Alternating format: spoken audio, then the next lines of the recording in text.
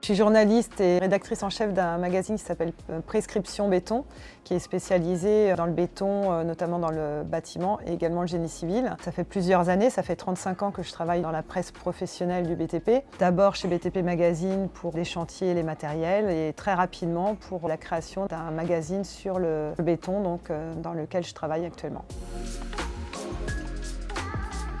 Alors moi, je pense que l'une des grandes innovations de ces dernières années, c'est la robotisation modulaire, et notamment dans le second œuvre, parce que ce sont des systèmes qui permettent de reproduire de manière extrêmement précise des gestes très techniques sur les chantiers, donc qui permettent en fait de soulager l'effort et donc la pénibilité et donc les TMS, les troubles musculo-squelettiques. Donc ces technologies en fait me paraissent effectivement les plus pragmatiques par rapport au quotidien du chantier.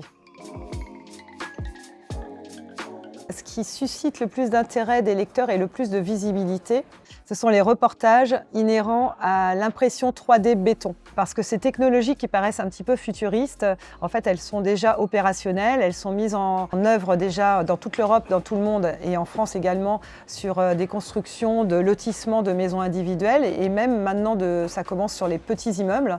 Donc, outre l'intérêt de la technologie d'imprimer avec du béton et de monter des murs avec du béton, il y a quand même, ça offre une grande liberté architecturale parce que ça permet des formes très complexes qui ne sont pas réalisables avec une autre technique constructive. Et en plus, ça colle à l'aspect, à la volonté de réduire l'empreinte carbone des chantiers puisque ça permet d'utiliser beaucoup moins de matière et plus du tout d'armature.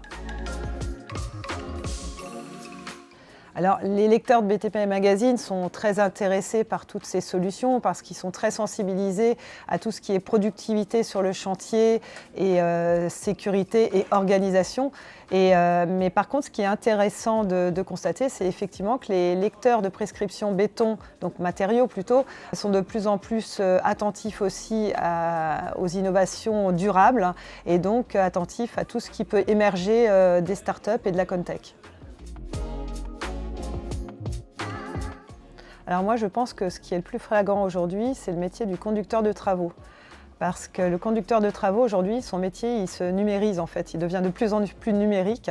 Il doit apprendre à jongler avec les datas, les données, avec les outils collaboratifs et aussi avec les outils de suivi de chantier. Donc c'est vraiment un métier qui évolue dans ce sens-là et je pense que la vraie rupture, elle est là en fait. Alors moi je pense qu'en France notamment, le secteur du BTP est très fragmenté. Et donc on a affaire en France à beaucoup de petites structures, petites ou moyennes, mais beaucoup de petites structures qui n'ont pas les moyens financiers ou humains de développer, de déployer ces technologies, ces nouvelles technologies. Et effectivement, ça marque un grand écart avec les groupes, les grands groupes, qui disposent parfois même de départements intégralement dédiés à la R&D et au déploiement de ces technologies.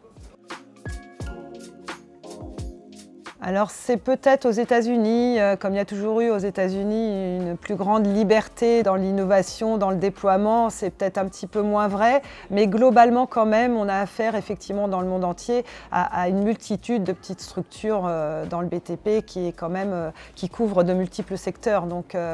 Et c'est toujours évidemment les grands groupes qui disposent de tous ces gros moyens de développer même en interne leurs propres startups.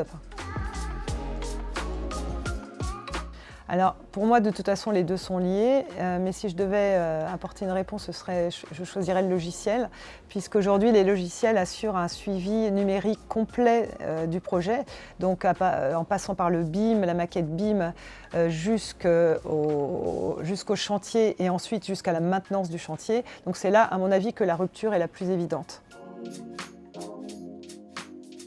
Oui, la principale idée reçue, ce serait que digitaliser, c'est déshumaniser.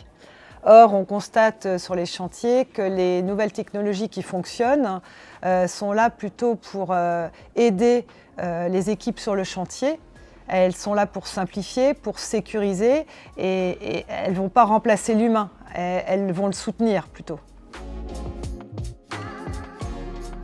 Alors là, on note réellement une évolution depuis quelque temps parce que les grands groupes ne cherchent plus nécessairement systématiquement à absorber les startups et les jeunes pousses, mais on voit un effort de collaboration et une volonté de collaboration de la part des grands groupes pour en fait coproduire et co-fonctionner ensemble autour des innovations. Alors moi, je trouve que les exosquelettes passifs sont vraiment extrêmement intéressants parce qu'ils permettent en fait de soutenir l'effort de l'opérateur tout en lui laissant une grande liberté de mouvement. Et ces solutions sont développées de manière vraiment pragmatique parce que ça va dans le sens du quotidien du chantier et de la prise en compte des problématiques réelles sur le chantier. Alors sur les chantiers, on le voit de plus en plus, la recherche automatique des non-conformités des ouvrages sur le chantier qui permet par des images ou par des vidéos de repérer et d'ajuster en fait les erreurs potentielles sur des ouvrages. Et ça, c'est déjà quelque chose qui est mis en œuvre actuellement sur les chantiers.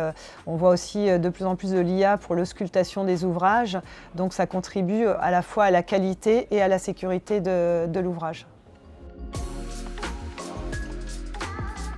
Alors moi je pense qu'il faudrait davantage mettre l'accent sur les cas concrets plutôt que sur les promesses parce que les innovations ne sont pas toujours spectaculaires. Ce sont parfois des petits détails qui permettent au process d'être amélioré et c'est à mon avis ça qu'il faudrait davantage valoriser.